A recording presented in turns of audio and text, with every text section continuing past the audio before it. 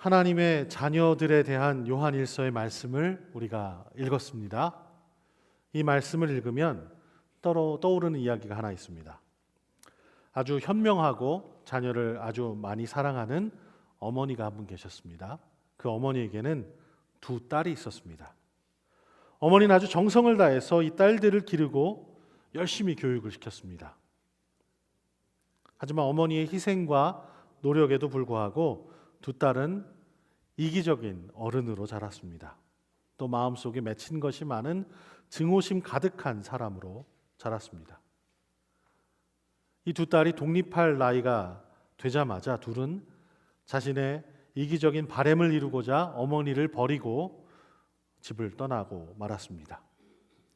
세월이 한참 지났습니다. 이 떠난 딸들과 어렵게 연락을 이어간 어머니가 그만 중병에 걸리게 되었습니다. 어머니는 자신의 삶이 이제 얼마 남지 않았다는 것을 알리는 편지를 한자 한자 사랑하는 마음을 담아 적어 보냈습니다. 두 딸 중에 하나가 그 편지를 읽고 어머니를 찾아와 마지막 며칠을 함께 보냈습니다. 고통 중에 어머니가 신음하고 또 마지막 숨을 거두시는 것을 보면서 처음으로 어머니를 이해할 수 있게 되었습니다. 어머니는 믿음과 사랑과 지혜를 늘 가지고 계셨던 것을 알게 되었지만 자신의 이기적인 마음 때문에 예전에는 그것을 한 번도 보지 못한 것을 깨닫게 되었습니다. 어머니가 돌아가셨다는 소식을 듣고 다른 딸도 장례식에 참여하였습니다. 그 장례식에 참여한 사람들은 두 딸의 다른 모습을 볼 수 있었습니다. 한 딸은 어머니와 얼마 되지 않았지만 함께 시간을 보내면서 어머니의 사랑과 지혜를 배울 수 있었습니다. 그 딸은 더 이상 이기적이지도 않고 마음에 맺힌 것이 많은 여인이 아니었습니다. 하지만 다른 딸은 아직도 그 마음에 상처가 많았고 이기적인 것들이 때때로 드러나 보였습니다. 어머니와 함께 시간을 보낸 딸은 이제 어머니처럼 사랑과 지혜를 가진 여인으로 살게 되었습니다. 우리가 하나님의 자녀라는 말을 참 많이 사용합니다. 하나님의 자녀라고 불리는 것에는 어떤 의미가 있을까요? 하나님의 자녀라는 것이 어떤 사람들에게마다 다른 뜻을 가지고 있는 것일까요? 아니면 똑같은 그런 뜻을 갖고 있는 그런 말일까요? 우리 모두는 하나님께서 처음으로 만든 사람, 즉 아담의 후손입니다. 그러니 우리 모두는 다 하나님의 자녀다, 그렇게 이야기할 수 있겠습니다. 그렇죠?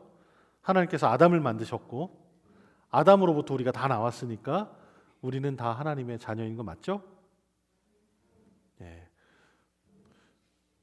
답은 잘 안 하시네. 예. 논리적으로 맞는 얘기예요. 예. 맞다 싶으면 대답도 하셔도 돼요.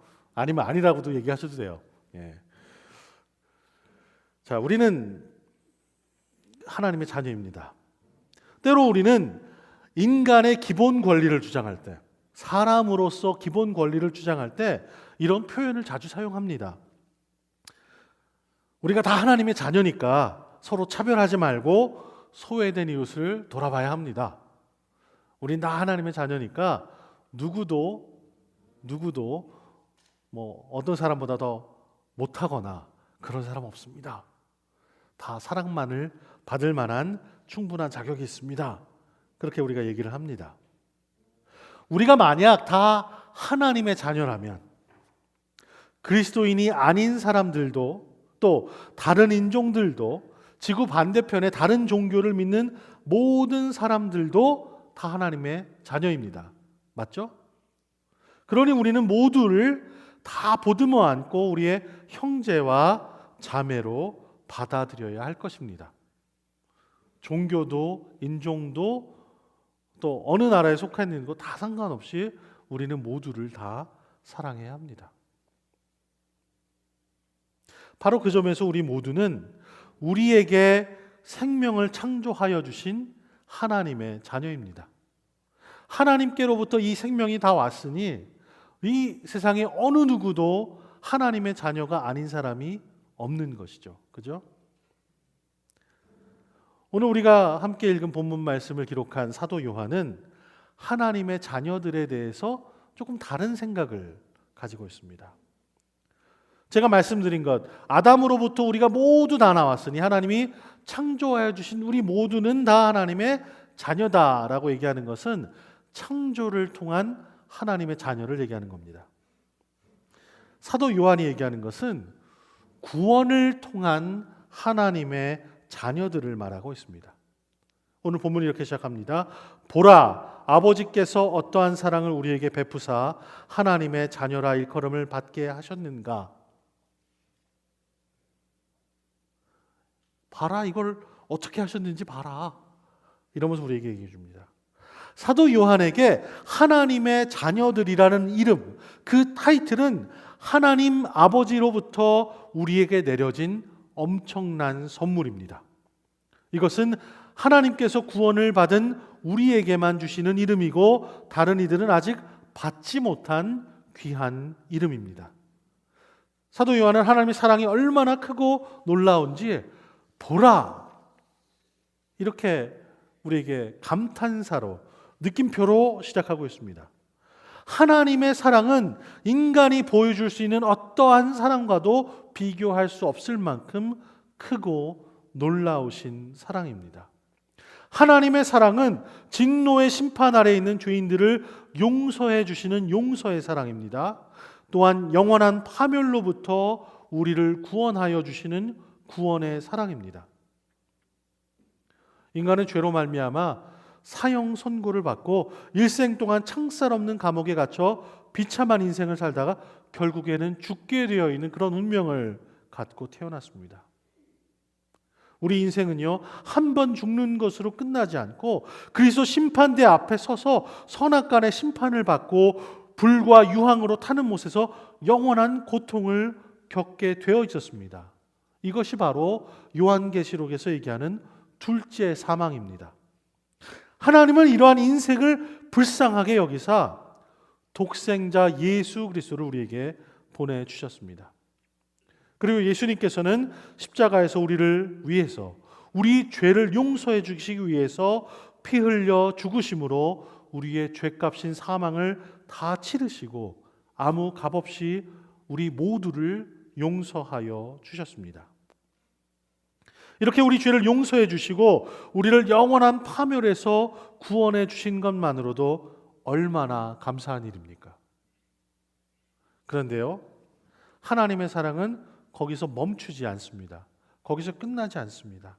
하나님은 우리를 죄 가운데서 구원하신 이후에 우리 모두를 그분의 자녀로 삼아 주셨습니다. 우리는 원래 죄의 노예였어요. 근데 죄의 노예를 하나님의 보배로운 자녀로 삼아 주신 거예요. 옆집의 노예였는데 그냥 그 노예에서 해방시켜 준 게 아니라 아주 고귀한 부잣집의 자녀로 삼아 준 거예요. 이게 얼마나 놀라운 신분 상승입니까? 그죠? 우리는 하나님의 자녀이기 때문에 하나님께로부터 특별한 사랑과 보호를 받을 수 있습니다. 또한 우리가 답답하고 힘들고 괴롭고 외로울 때마다 우리는 점쟁이를 찾아가지 않고 살아서 역사하시는 하나님께 찾아가서 아버지,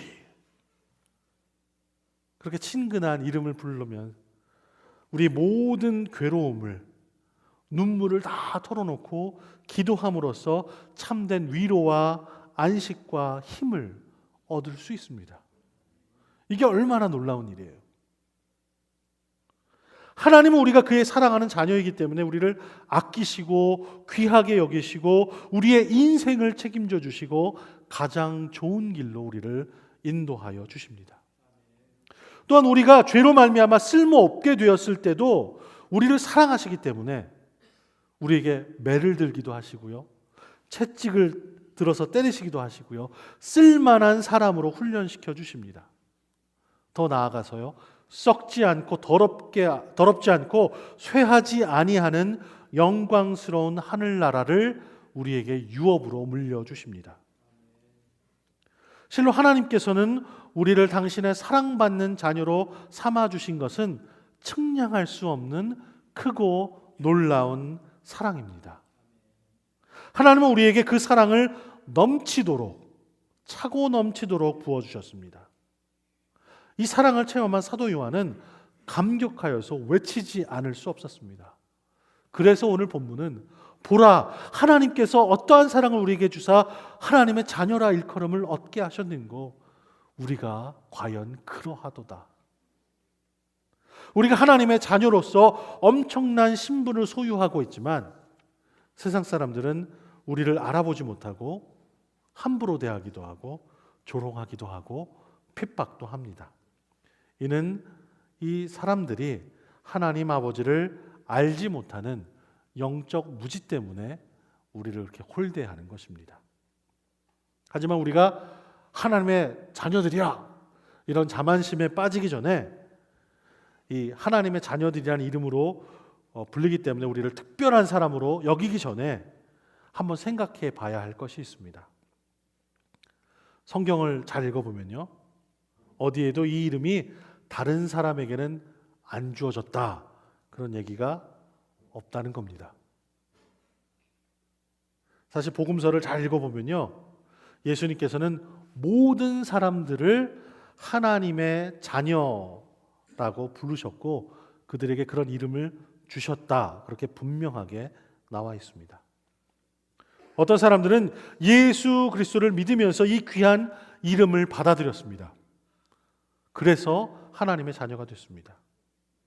다른 이들은 예수님이 그리스도셔, 그분을 믿으면 구원을 받아 이런 얘기를 귀가 딱지가 않게 들었는데 아직 마음을 바꾸지 못해서 거부하고 살아갑니다. 제가 설교 처음에 나눈 어머니와 두 딸의 이야기처럼 말입니다. 한 딸은 어머니와 함께 시간을 보내면서 귀중한 선물을 받았습니다. 그녀는 참으로 현명하고 사랑받는 어머니를 알게 되었고 그 어머니를 닮아가는 딸이 되었습니다. 하지만 다른 딸은 그러지 못했고 여전히 이기적이고 상처를 안고 살아가는 그런 여인이 되었습니다.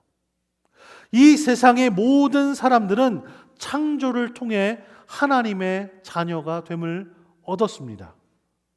하지만 오직 몇몇만이 하나님과의 사귐을 통해서 더욱 귀한 하나님의 자녀라는 귀한 선물을 얻었고 구원을 통한 하나님의 자녀가 되었습니다.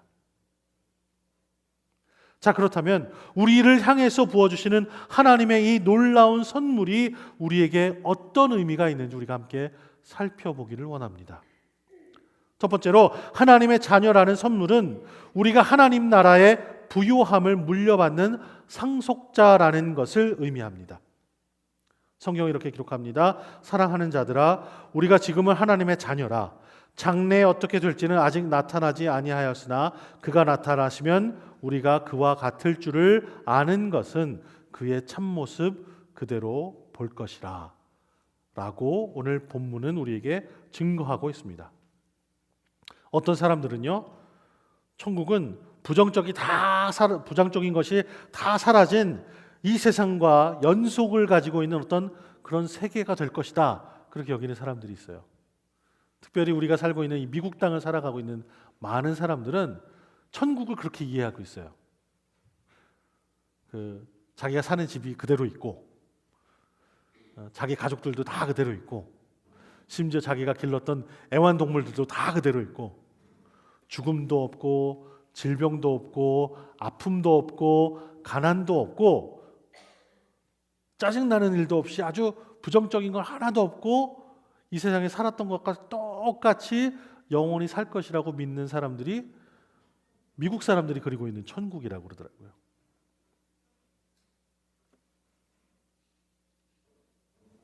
하지만 성경은 전혀 다르게 얘기합니다. 성경에서 천국이라는 곳에 우리가 다다르게 되면 우리가 변화해요. 우리가 변화하는데 어떻게 변화하냐면 우리가 영화롭게 될 것이다. 그렇게 성경은 얘기하고 있어요. 이 얘기는 뭐냐면 우리가 예수 그리스도의 영광처럼 우리가 예수 그리스도를 닮아서 변화할 것이다 라고 성경은 증거합니다. 누가복음 24장에 보면요, 예수님은 부활 후에 제자들에게 옛 모습 그대로 나타나셨습니다. 만약에 손과 발 그리고 옆구리에 상처가 없었더라면 죽음과 부활 사건이 그저 기억이 잘못된 것인가 그렇게 착각할 정도로 예수님이 옛날 모습 그대로 나타나셨어요. 십자가에 돌아가시기 전 모습처럼 나타나셔서 심지어 제자들과 함께 음식을 먹기도 하셨어요. 예수님께서는 죽음의 상처가 눈에 똑똑히 보이도록 그 몸의 상처가 증거로 남아 있었습니다. 하지만 동시에 닫힌 방에 나타나셨다가 또 갑자기 사라지기도 하시고 했습니다. 죽음의 상처를 또렷이 가진 저 정도 상처가 있으면 죽을 수밖에 없다 할 정도의 상처를 안고 계시는 동시에, 그런 인간이신 동시에 인간이 할 수 없는 범주의 나타나심과 사라지심을 반복하시는, 그것도 가능한 하나님이셨습니다. 요한은 본문에서 우리가 지금은 하나님의 자녀라 장래에 어떻게 될지는 아직 나타나지 아니하였다 고백합니다. 저는 우리가 마지막 부활 후에 어떻게 될 것인지 그 놀라운 광경에 대해서 침을 튀기면서 설명하지는 않겠습니다. 왜냐하면 우리가 그리스도 안에서 상속받는 것의 깊이는 우리의 상상을 훨씬 더 뛰어넘는 것이라 그렇게 뛰어넘는 것이다 라고 성경에서 아주 명확하게 우리에게 얘기해 주고 있습니다. 그러니 우리가 그것을 정확하게 어떻게 될 것입니다 라고 얘기하는 것은 사실은 불가능한 것입니다. 근데 우리 한국 사람들은요, 이렇게 교육을 받고 훈련을 받아서 그런지 정답을 알고 싶어 갖고 열심히 노력을 합니다. 아주 무척 애를 씁니다. 이 문제는 답이 이거야. 이런 것들을 너무너무 알고 싶어 해요. 그래서 열심히 그것을 알려고, 명확하게 알려고 공부도 하고 노력도 열심히 합니다. 하지만 우리 인생을 보면요, 인생에 많은 질문들이 있는데 그것에 답을 찾지 못하는 질문들이 얼마나 많이 있습니까? 해결할 수 있으면 좋은데 해결 방법이 없는 것들, 그런 일들이 참 너무나 많아요. 또 마찬가지로 성경에 나와 있는 것도 오직 하나님만이 아시는 것이 너무나 많이 있습니다. 마지막 때에 이른 오직 하늘에 계신 아버지만이 아신다고 얼마나 누누이 우리에게 강조해서 말씀하여 주십니까? 근데 그럼에도 불구하고, 그것을 머릿속에다 다 알고 있음에도 불구하고 많은 믿는 그리스도인들이 어떻게든 그 답을 알고 싶어서 때로는 그 답을 그럴싸하게 얘기해주는 이단의 속임수에도 잘 넘어갑니다. 사실 성경에 나오는 오직 아버님만이 아신다, 하나님만이 아신다라고 하는 것을 나는 그거 알아요, 누가 잘 소개시켜주면 대부분 이단이에요. 근데 속아 넘어가시면 안 됩니다. 다시 반복해서 말씀드리지만 장래에 어떻게 될지는 아직 나타나지 않았습니다. 우리가 천국에 관해서 얘기할 때도 금에 덮인 거리에 관해서 얘기를 합니다. 그리고 그곳에 아름답게 장식되어 있는 보석들에 관해서 얘기를 합니다. 다만 우리가 이렇게 얘기하는 것은 천국의 영광이 사실은 금은 보석보다 훨씬 더 뛰어난 것인데 우리가 알 수 있는 범주 내에서는 금은 보석이 우리가 가지고 있는 가장 화려한 것이기 때문에 그것을 빌어서 천국의 영광을 표현할 수밖에 없었던 것이에요. 우리 자신을 하나님의 자녀들이라고, 천국의 상속자라고 부르는 것을 통해서 우리는 하나님으로부터 아낌없이 부어주시는 선물을 받게 되었습니다. 아까 말씀드린 것처럼 저 옆 동네 정말 고생하면서 먹을 것도 없어 막 그렇게 살아가고 있는 노예와 같은 우리들을 하나님께서 탕감해 주시고 품어 안아 주시고 자녀로 삼아 주셔서 하늘의 부요함을 우리에게 주시는 것입니다. 하지만 그 화려한 영광이 하나님의 자녀라고 불리는 이유의 전부일까요? 우리가 상속자로 하나님의 나라를 물려받는 것은 우리의 권리죠. 근데 권리뿐만 아니라 다른 것도 있습니다. 우리는 하나님의 자녀들로서 감당해야 할 책임이 있습니다. 권리가 있으니까 우리의 책임이 분명히 있어야겠죠. 사도 요한은 주를 향하여 이 소망을 가진 자마다 그의 깨끗하심과 같이 자기를 깨끗하게 하느니라 라고 우리를 권면하면서 얘기합니다. 즉 하나님의 자녀들인 우리는 깨끗한 삶을, 정결한 삶을 살아야 할 책임이 있습니다. 요한은 계속 이어서 얘기합니다. 그 안에 거하는 자마다 범죄하지 아니하나니. 즉 우리가 그리스도 예수 안에 거하면 하나님의 자녀들이고 우리 안에 죄가 없다고 힘주어 말합니다.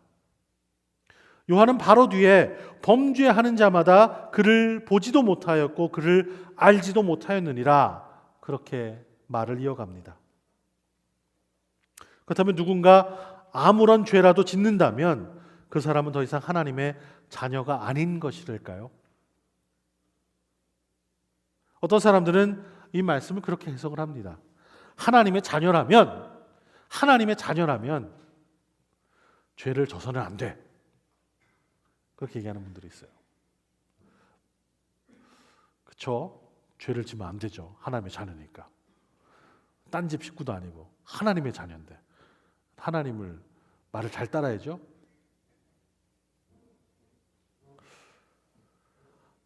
근데 사도 요한이 얘기하는 것은 그 얘기가 아니에요.